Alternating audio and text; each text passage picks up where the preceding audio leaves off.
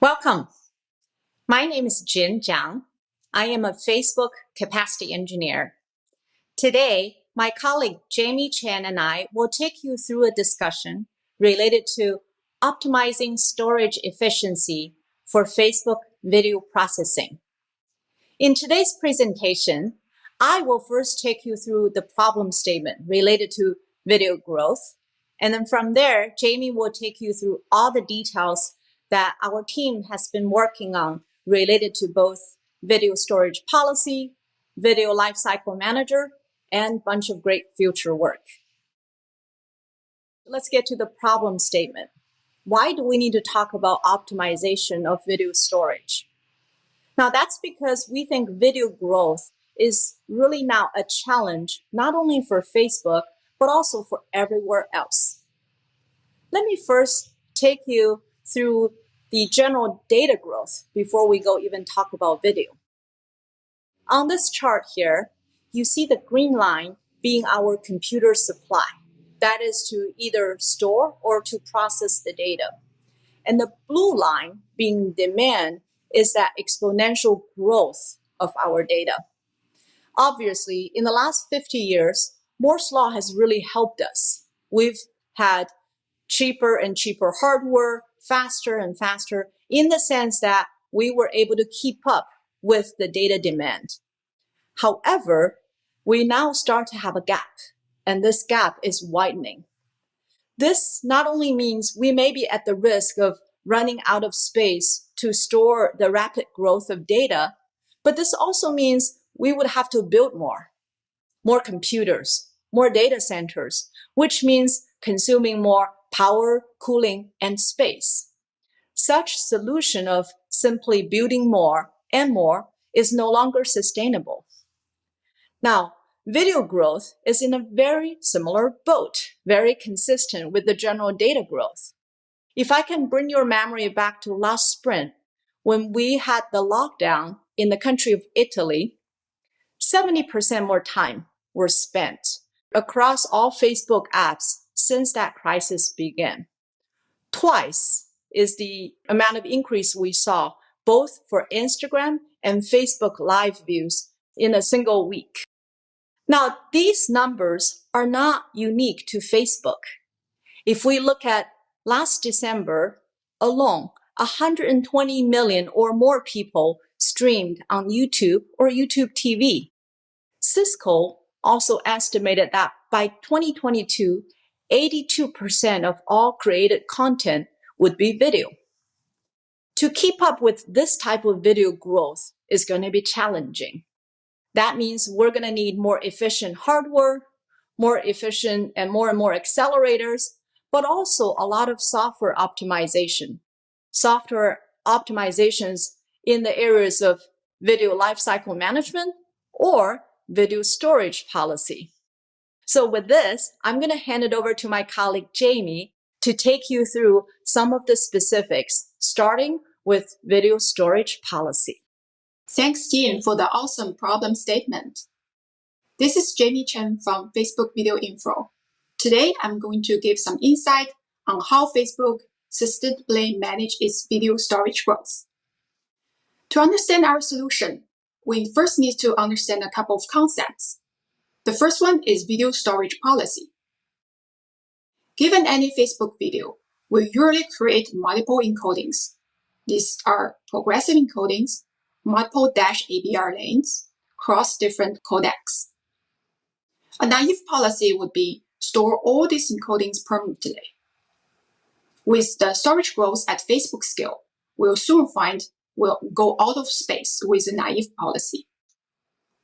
Over the years, Facebook has merged onto a storage policy called source plus MVE. In this policy, we'll only preserve two encodings permanently. The first one is source encoding. This is an ultra high quality encoding we use to regenerate other encodings. And all other encodings are generated in an on-demand fashion and stored ephemerally. So over the times, these encodings will go away. The other encodings that we preserve permanently is a minimum viable encoding. This is a medium quality encoding that can be progressive or dash. The purpose is to ensure we always have something to deliver to the user. How do we preserve source? Depending on the creation time of the video, there are two different approaches. For newer VOD uploads, the source is a sanitized copy of the original upload. Any video coming to Facebook, we'll analyze it first. If it's good, we preserve it as is. If it's bad, we will first try to correct it by transcoding. If the correction doesn't work or the input has some violations, we'll simply reject it. For the older VOD, where the source is long gone, we'll try to find the best available encodings and promote it to a source. As for minimum viable encodings, there are two different models. In the first model, the MVE is a progressive encoding, and the source is a close to original quality, which is usually not good for deliver. Because MVE is a progressive, it is friendly to all devices, so we'll have 100% device coverage. And the source has the best quality, which is also good for regenerate other encodings. In the second model, the MVE is a SD dash, and the source is a HD dash. These two dash encodings can form one manifest ABR, which is better for our player support. The second model has also a high potential for storage compaction, which we will discuss later. The second important concept to understand our solution is the video lifecycle. And the system what we developed to realize the storage gain is called Video Lifecycle Manager. Here's a simple illustration of video lifecycle in Facebook. All Facebook video will potentially go through three states: recent, hot, and cold. A video will enter a recent state soon after creation. At this time, we still have the ingested original, and we'll preserve the source and MVE encodings. We also produce a low-cost basic APR to improve the user experiences. If the video gets enough watch time and gain popularity, it will enter the hot state. In the hot state, we'll kick off some other advanced APR from the source encodings. And this is to ensure we have a better quality encodings to deliver to the user. Once the video gets no watch time or little watch time, it will enter to cold state. All the ephemeral encodings will eventually expire in cold state and only preserve the MVE and the source encodings. The state transition between these three are typically like this. All videos will enter recent after creation. A small percentage of video get enough watch time and enters hot state. Once the popularity gets down, receive no watch time, it will go to cold state. And majority of the videos will get little watch time or no watch time, and it will directly go through a recent state to a cold state. Only very rare cases, some cold video will regain popularity and re-enter the hot state. Once the video gets to a cold state, there are many things that we can do to save the storage. And the system that manages the life cycle and realize the storage gain is called Video Lifecycle Manager. Here is a simple graph to demonstrate the workflow of the Video Lifecycle Manager. It starts from the video asset catalog. This is a full list of videos ever created on Facebook. There is a data query job to filter out some irrelevant videos, and the output of this data query will go into the Video Lifecycle State Manager. The Lifecycle State Manager will help the inspect what state the current video is in. And if it's cold state, we'll take some actions to manage encodings, reading from the lifecycle config. And if it's not cold, it will mark the states, and the video will go back to the video asset catalog and restart the inspection flow. Let's dive down to some of the key modules here. The first is the video asset catalog. This is a giant database that's tracking all the video assets created across Facebook. So we're talking about the scales of billions of video. All the columns can be broken down into three categories. Video properties that record some basic information of the video. For example, video duration, video permanent bytes, and video creation time. The second category is video lifecycle properties. These columns are maintained and tracked by the Video Lifecycle Manager and only understood by the Video Lifecycle Manager. The third category is the video consumption info. They usually come in a format like watch time in the last X days, and it's an indicator of the popularity of the video. Once the video gets to code stage, there are multiple things that we can do to manage the encodings. Reduce semantic replicas, purge, and recompress. Any encoding at its creation time will preserve two different replicas in different regions. Once it's getting cold, it's probably not efficient we keep both copies. And we can cut one copy down and only preserve one single replica. This is called reduced semantic replicas. And we usually apply this strategy to the source encoding. The second is purge encodings. This is applied to the older VODs where there are multiple encodings permanently reserved for the video. What we will do is we will delete all the middle lanes and only leave the best quality and the worst quality, respectively as source and MBE. Recompress. This is another strategy that can apply to the source. We could further reduce the size of the source by transcoding down and keep a lower quality of the source. Note that recompression always comes with a compute cost, and there is always a trade-off we need to make between the quality and the storage. So today, the Facebook video only takes the first two actions of reduce semantic replicas and purge. And what's the result? This is the projected video storage growth for year 2021, and it comes in a couple of exabytes. We start to apply the Video Lifecycle Manager and manage the encodings since June. We have successfully bent the curve and achieved the 45% storage savings. All right, that's a very exciting start, but I think that we can do better. Some of the future work we are exploring is co-reduce the source and MBE. Recall earlier that we talked about two different models for the MBE. Today, we're on model 1, where the MBE is a progressive, and the source is a high-quality non-deliverable. Since in this case, MBE is the only encoding to deliver, it is not proper to reduce the replica to 1, because if there's a data outage, we'll have nothing to serve to the user. In the second model, where the MBE is a SD dash and the source is a HD dash, these two can form one manifest ABR and deliver together. So if one is not available due to data outage, we can always fall back to the other. Therefore, we will be able to co-reduce the source and MBE to achieve higher storage reduction. So compared to Model 1, which had about 35% storage reduction, Model 2 will be able to achieve 50% storage reduction.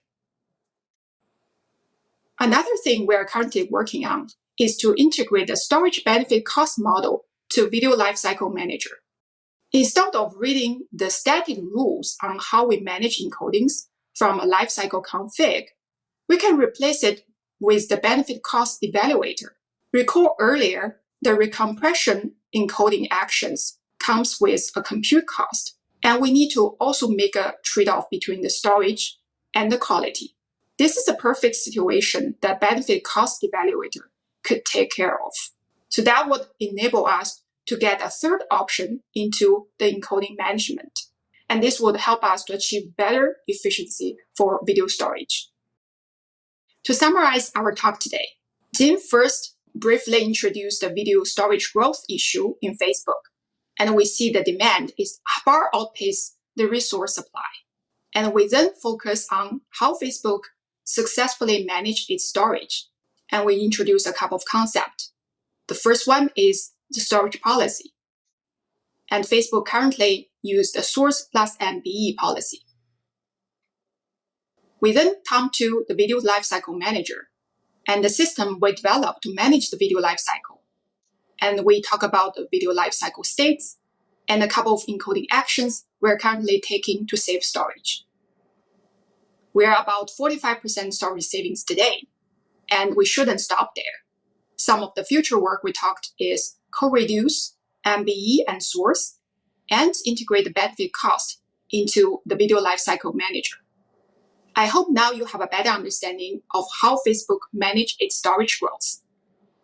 Thank you for listening, and we are good to take questions now.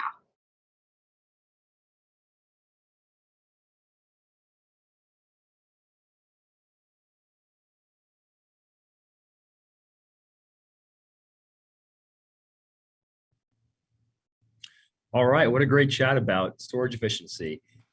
Today I'm joined with Jamie and Jin, the two speakers from that last talk. Hi, Jamie and Jin, welcome. Hi. Hi, Adarsh.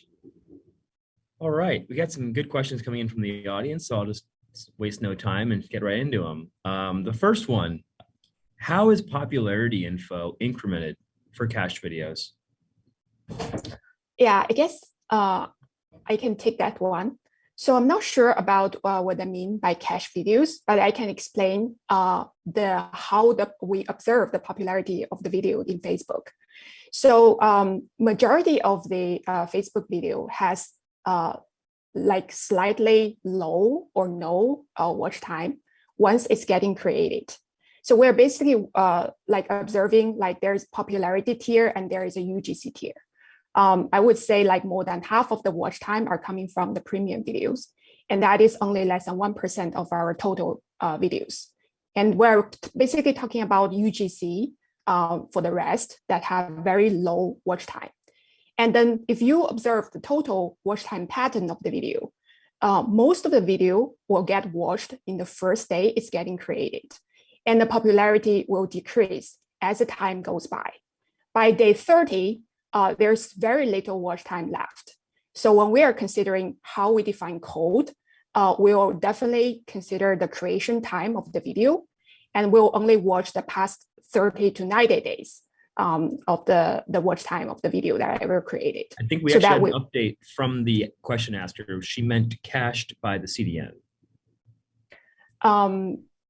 Cached by the CDN. Okay, so I think the cached by the CDN videos that we are, these are the videos that we do deliver them. And then this cache has very short of lifetime. So we're talking about like a minute, like 30 minutes and the maximum couple of hours. So we don't look at that short window when we're optimizing the video storage. So our like window to optimize the storage and then define the codeness is in days and in months. So believe that the popularity when the video is still cached in CN doesn't really make much sense in our context. Hope that answer your question, Geethanjali. Next one here is, do you delete the transcoded video in the cold state? Sure. So I think this is I would refer back to the talk where we are describing our storage policy. So our storage policy is source video plus a minimum viable encoding. So that means that eventually we'll only preserve these two encodings permanently. And all the rest of the encodings, we either explicitly delete them, or when we are generating these encodings, they're in ephemeral stage. They will have a limited TTL and eventually goes away. And we don't really need to explicitly delete. But you are right. When the video is in code stage, these like transcoded encodings will eventually go. And then I think this next question kind of follows right from that, which is that, are the advanced AVR artifacts, which are created when the video is hot and popular, deleted because they take more space? If not, then why not delete the less optimized versions? Yes, so I think this is a very insightful question. It really depends on what is the the intention of the encodings that we eventually served, right? We eventually want to observe. So the source video is because we preserve the source video because we always have the ability to regenerate other encodings or other advanced AVR from the source video. So the source encoding we want to preserve as is, better as the the original input or very similar quality to the input. And so when we are regenerating other encodings, then we will get the best quality as much as we can. And so once you have more advanced, like compression efficiency, like different codecs come in, then we have the ability to regenerate the advanced ABR even for the older videos. So if you lost the source, like even if you're choosing some best optimized codec encodings, it's still a lossy form. And then from a lossy source, whatever you derive, there's also some lossy qualities. So that's the, like why we're preserving the source. And then for the minimum viable encoding, there is definitely a trade-off between, the storage space and also the quality. So we are trying to preserve a best quality or best optimized minimum viable encodings, but the definition of best is sort of relative. Like sometimes we do preserve the best, the SD qualities of available encodings. And we could also regenerate another minimum viable encoding from the source if there's a more advanced codec coming in. So yeah, so that in MVE, I think that decision is definitely dynamic. Great. This one's a little bit more open-ended. So it's, how would you envision the state-of-the-art video storage system in 30 years? Jamie, maybe I'll take a stab at that one. Go ahead. I look at this more from an overall large-scale distributed system, but also from a user perspective. Right? I think what would be ideal is we would have so much, matured not only technology for storage, but also on the tooling to understand where we are. As Jamie just described earlier, much of these decisions are going to be made more and more in a dynamic way, and therefore always have to pause about where we are, what's going on, which copy is the relative best quality available, and therefore making that decision of preserve versus purge is going to be critical. So I really think, if we're here to dream together 30 years from now, we not only would have a pretty large scale, let's say video storage systems as we sort of have today already, but also like Jamie and I shared in the talk, we truly believe we would have gained a lot more insight as far as running it more efficiently. That includes the visibility into the cost, right? Where we are, which copy has opportunity, what's the decision tree structure that we're driving this automatically. But also a lot of these seamless experience for important, infrastructure engineers, as Jamie here herself. I think the fact that there's a bunch of things we can make it easier for her, right? When these dials, these monitoring, these statistics are all at her fingertips, again, creating that system and rolling out that on-the-spot decision will be much more smooth. Anything you want to add, Jamie? Yeah, I would say that thank you for Jean for the very thoughtful answer. I would say that apart from the fundamental technologies, we should also look at the storage policy. Like we presented in the talk, like it really depends on, like what is intention of the storage that you are preserving. What kind of trade-off you are making? There's always a trade-off between storage cost, compute cost, reliability, and quality.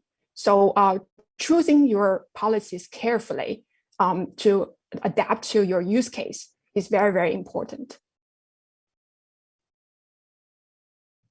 All right, I think we have time for just one comes in from the audience. Have you thought about using scalable video coding rather than using multiple bit streams? I'm not sure that this applies to this talk. It could be a question for the previous talk as well, but Jamie, if you had any thoughts on that. Sure. I think, yeah. So if I understand scalable video coding, you are talking about having multiple encodings coming out from the one stream. I think that is really a decision of when you're doing the transcoding. But in this talk, we are more focused on what encodings that we want to preserve eventually for this video. And then as long as we have the high quality source, you can use whatever encoding technologies. SVC or like regular AV1 or VP9 or the single input multiple output. It's really like a decision of how you are doing or producing the derived encodings from the source. Adash, back to you. Yeah, I think with that, we are at time for this Q&A session. So another big thanks to Jamie and Jin for joining us, preparing that great talk, and also answering all these awesome questions. So thank you. Any last statements? Have a lot of fun. There's more exciting sessions coming up. Yeah, and I would like to thank you for all the audiences, and we don't stop there. Facebook, we have to do more. Awesome. So up next, we have Pranav from Apple, who's going to be talking about measuring video quality.